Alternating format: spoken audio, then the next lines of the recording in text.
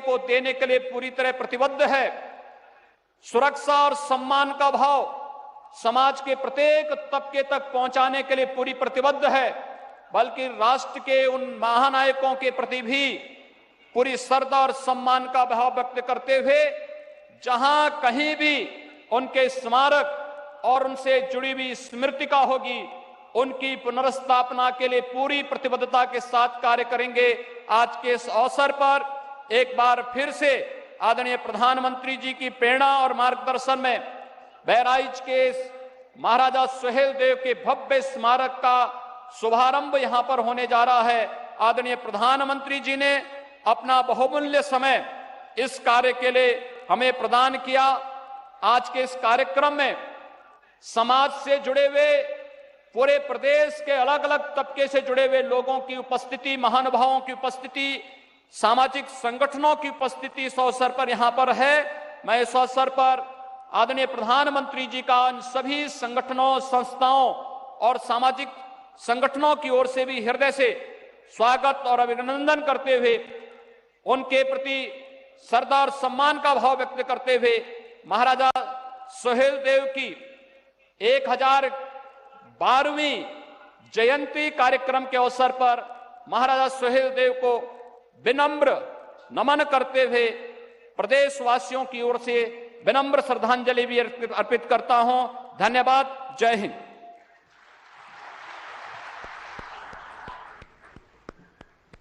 बहुत बहुत आभार और धन्यवाद माननीय मुख्यमंत्री जी आपके स्वागत उद्बोधन के लिए।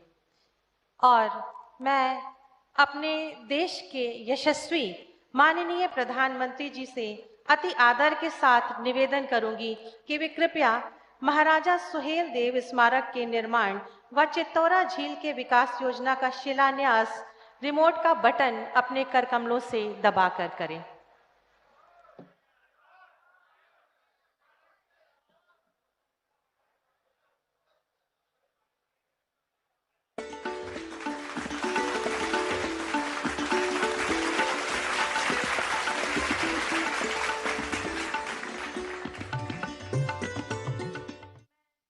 निवेदन करूंगी माननीय प्रधानमंत्री जी से कि वे महाराजा सुहेलदेव स्वशासी राज्य चिकित्सा महाविद्यालय बहराइच का लोकार्पण अपने करकमलों से रिमोट का बटन दबाकर करें।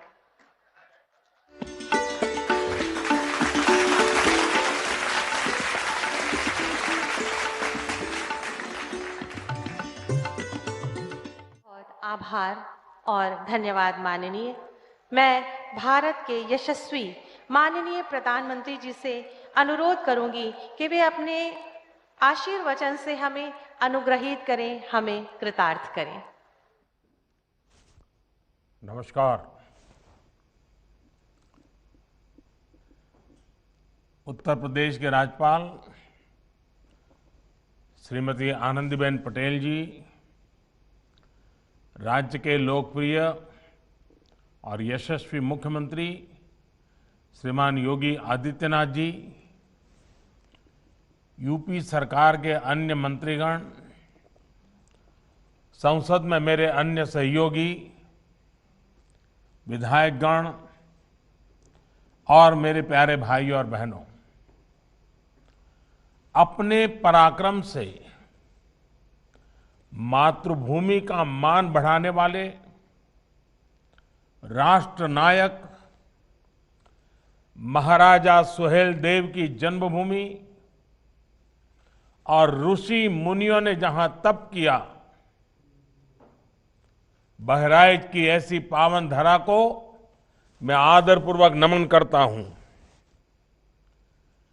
वसंत पंचमी की आप सभी को, संपूर्ण देश को बहुत बहुत मंगल कामनाएं। मां सरस्वती भारत के ज्ञान विज्ञान को और समृद्ध करे। आज का दिन विद्या आरंभ और अक्षर ज्ञान के लिए बहुत शुभ दिन माना जाता है। हमारे यहां कहा गया है, सरस्वती महाभागे विद्ये कमललोचने विद्या रूपे विशाललक्षी विद्याम देहि नमोस्तुते।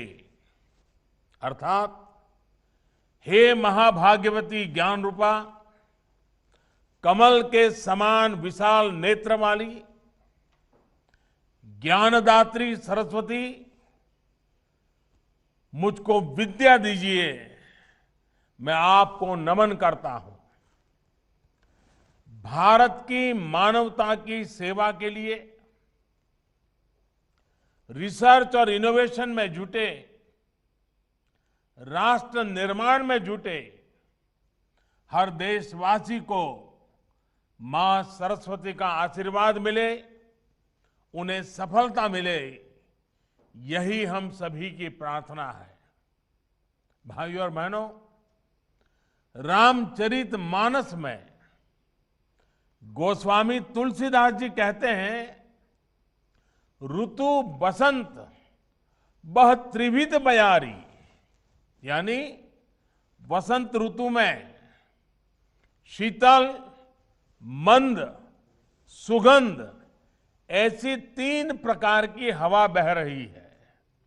इसी हवा, इसी मौसम में खेत, खलिहान, बाग, बगान से लेकर जीवन का हर हिस्सा आनंदित हो रहा है।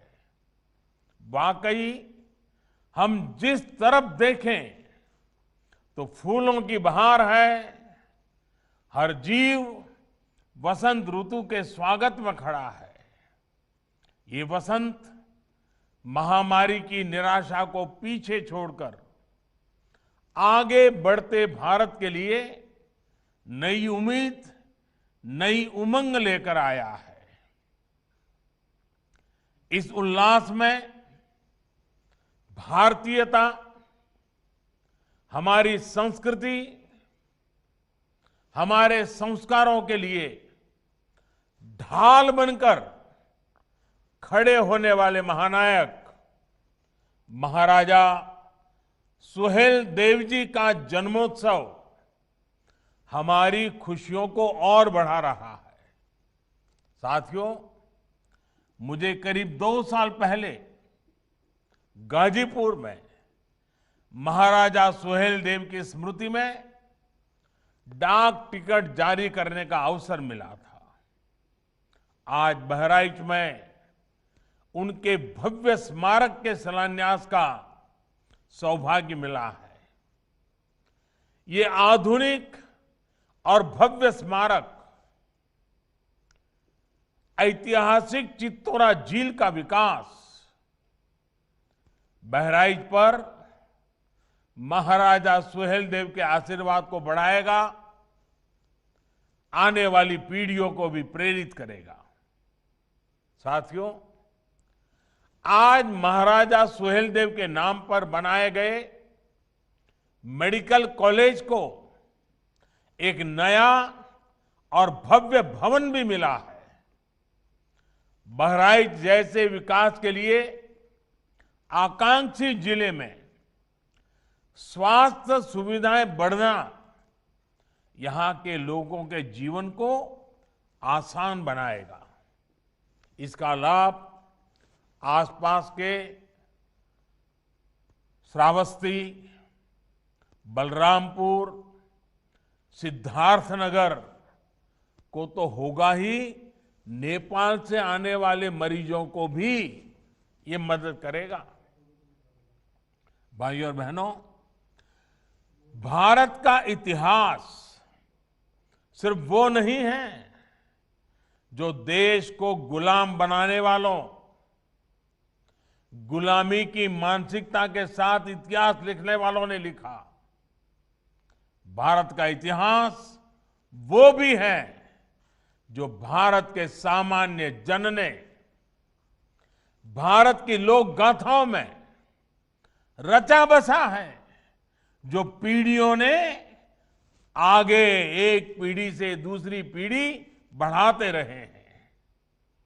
आज जब भारत अपनी आजादी के 75वें वर्ष में प्रवेश कर रहा है, तो ऐसे महापुरुषों का योगदान, उनका त्याग, उनकी तपस्या, उनका संघर्ष, उनकी वीरता, उनकी शहादत, इन सब बातों का स्मरण करना, उनको आदरपूर्वक नमन करना, उनसे प्रेरणा पाना, इससे बड़ा कोई अवसर नहीं हो सकता है। ये दुर्भाग्य है कि भारत और भारतीयता की रक्षा के लिए जिन्होंने जीवन समर्पित कर दिया, ऐसे अनेक नायक नायिकाओं को वो स्थान नहीं दिया गया जिसके वो हकदार थे। इतिहास रचने वालों के साथ इतिहास लिखने के नाम पर हेरफेर करने वालों ने जो अन्याय किया, उसे अब आज का भारत सुधार रहा है, सही कर रहा है, गलतियों से देश को मुक्त कर रहा है। आप देखिए, नेताजी सुभाष चंद्र बोस जो आजाद हिंद सरकार के पहले प्रधानमंत्री थे, क्या उनकी इस पहचान को, आजाद हिंद फौज के योगदान को वो महत्व दिया गया जो महत्व नेताजी को मिलना चाहिए था? आज लाल किले से लेकर अंडमान निकोबार तक उनकी इस पहचान को हमने देश और दुनिया के सामने सशक्त किया है। देश की 500 से ज्यादा रियासतों को एक करने का कठिन कार्य करने वाले सरदार वल्लभ भाई पटेल जी के साथ क्या किया गया? देश का हर बच्चा इस बात को भली भांति जानता है। आज दुनिया की सबसे बड़ी प्रतिमा statue of unity Sardar Patel की है, जो हमें प्रेरणा दे रही है। देश के संविधान देने में अहम भूमिका देने वाले वंचित, पीड़ित, शोषित की आवाज बाबा साहब आंबेडकर को भी सिर्फ राजनीतिक चश्मे से देखा गया। आज भारत से लेकर इंग्लैंड तक डॉक्टर बाबा साहब आंबेडकर से जुड़े स्थानों को पंच तीर्थ के रूप में विकसित किया जा रहा है। साथियों, भारत के ऐसे अनेकों सेनानी हैं जिनके योगदान को अनेक वजहों से मान नहीं दिया गया, पहचान नहीं दी गई। चौरी चौरा के वीरों के साथ जो हुआ, वो क्या हम भूल सकते हैं?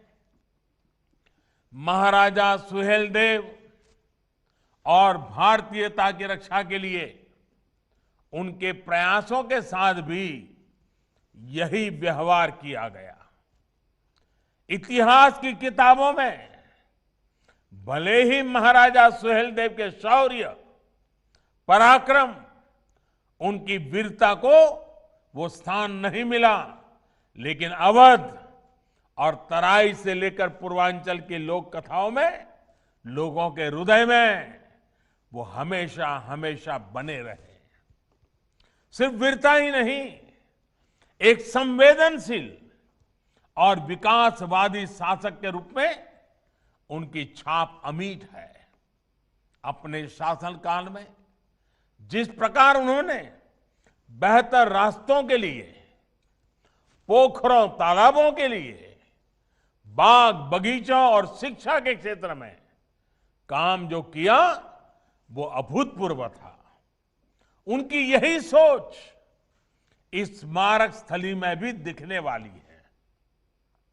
साथियों, पर्यटक महाराजा सुहेलदेव जी के जीवन से प्रेरित हो सके, इसके लिए उनकी 40 फीट की कांस्य प्रतिमा स्थापित होगी। यहां पर बनने वाले संग्रहालय में महाराजा सुहेलदेव से जुड़ी ऐतिहासिक जानकारियां होगी।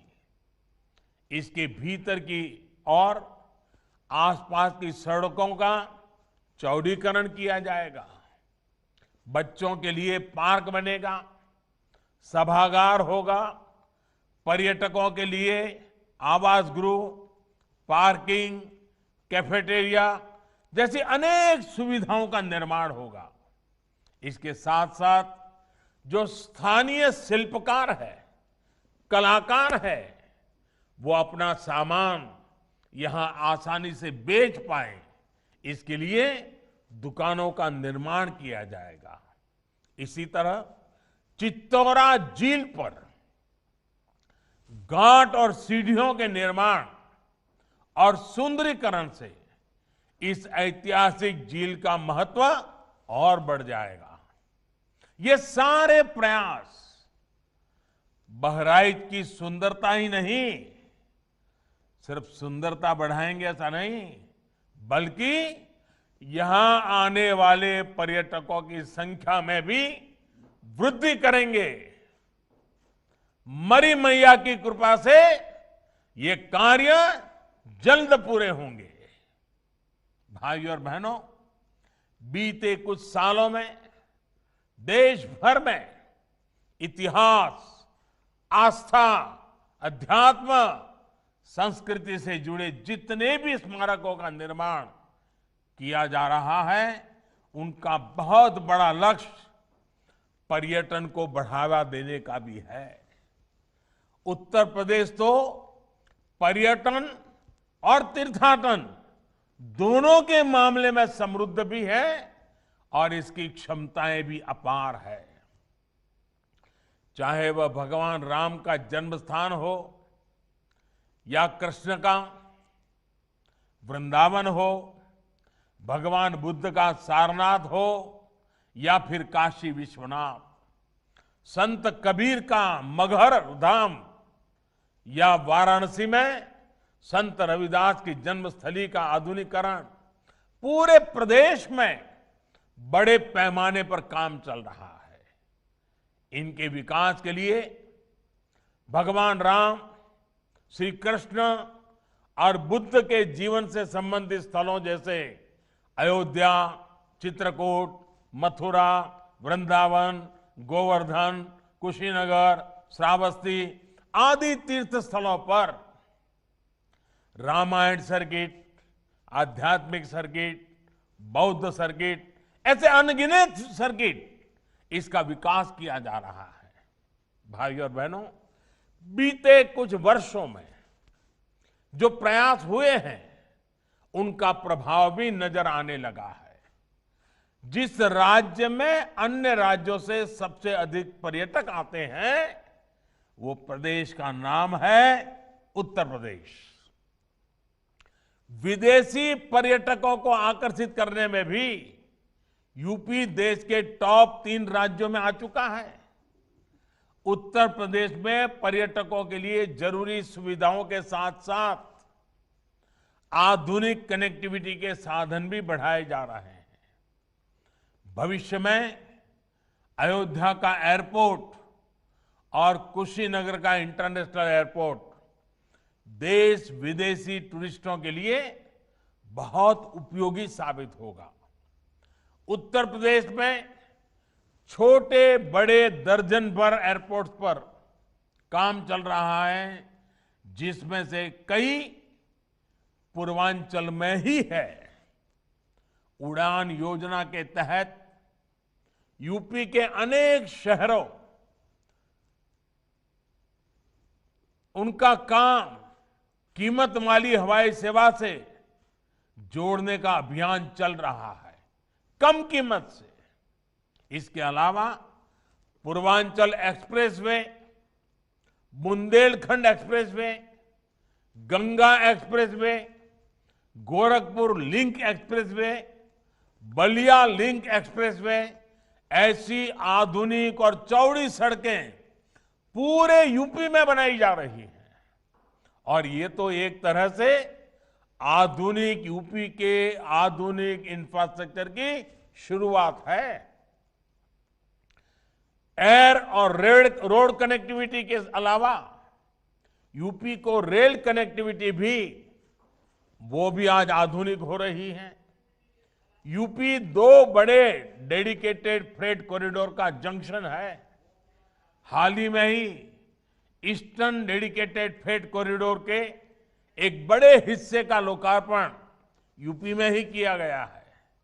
यूपी में जिस प्रकार आज आधुनिक इंफ्रास्ट्रक्चर पर काम चल रहा है, उससे उत्तर प्रदेश में उद्योग लगाने के लिए देश और दुनिया के निवेशक प्रोत्साहित है।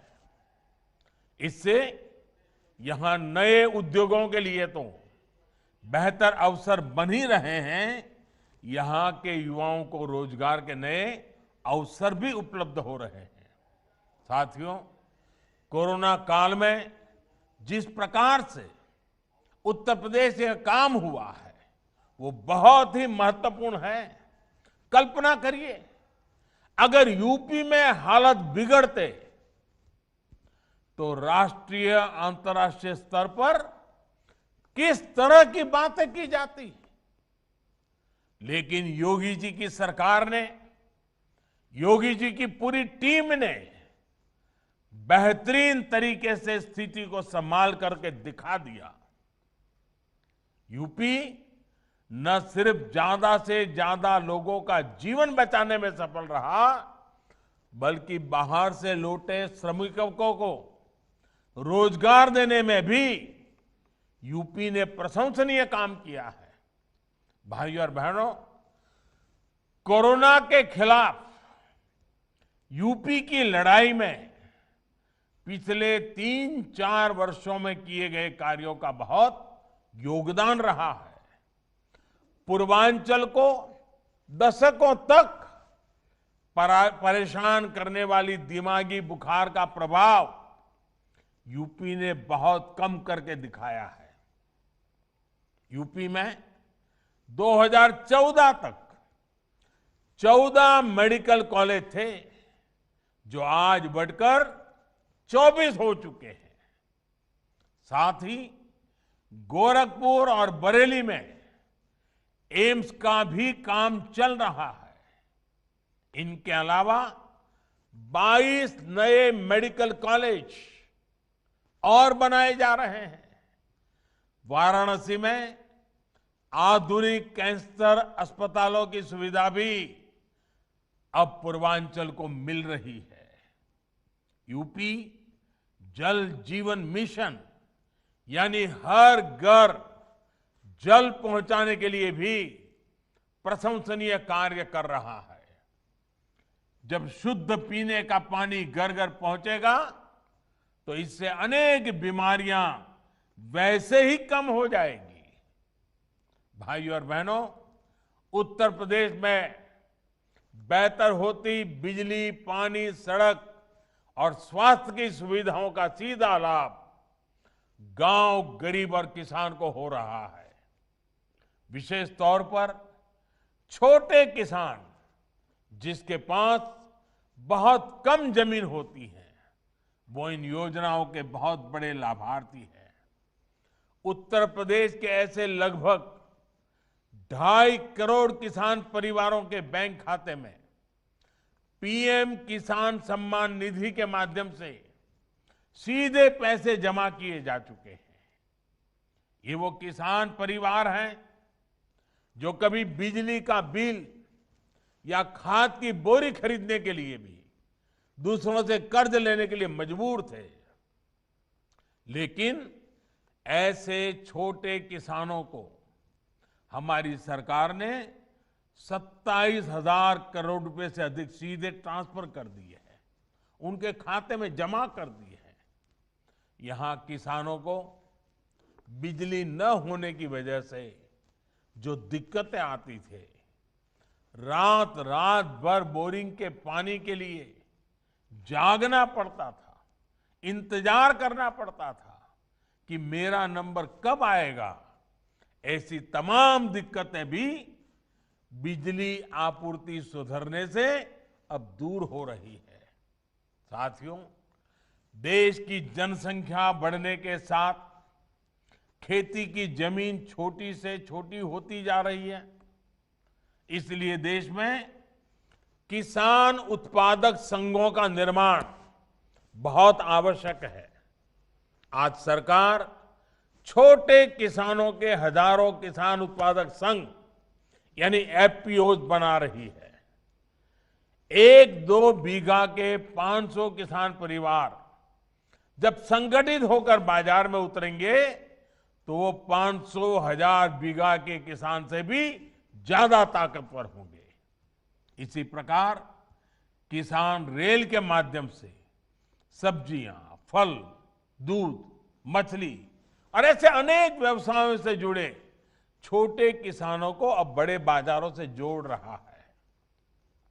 जो नए कृषि सुधार किए गए हैं, इनका लाभ भी छोटे और सीमांत किसानों को सबसे अधिक होगा। उत्तर प्रदेश में इन नए कानूनों के बनने के बाद जगह जगह से किसानों के बेहतर अनुभव सामने आने में भी लगे हैं। इन कृषि कानूनों को लेकर भांति भांति का प्रचार करने की कोशिश की गई। ये पूरे देश ने देखा है कि जिन्होंने देश के कृषि बाजार में विदेशी कंपनियों को बुलाने के लिए कानून बनाया, वो आज देसी कंपनियों के नाम पर किसानों को डरा रहे हैं। साथियों, राजनीति के लिए झूठ और अपप्रचार की ये पोल अब स्वयं किसान खोल रहे हैं। नए कानूनों के लागू होने के बावजूद यूपी में इस बार पिछले साल की तुलना में 2 गुने किसानों का धान खरीदा गया।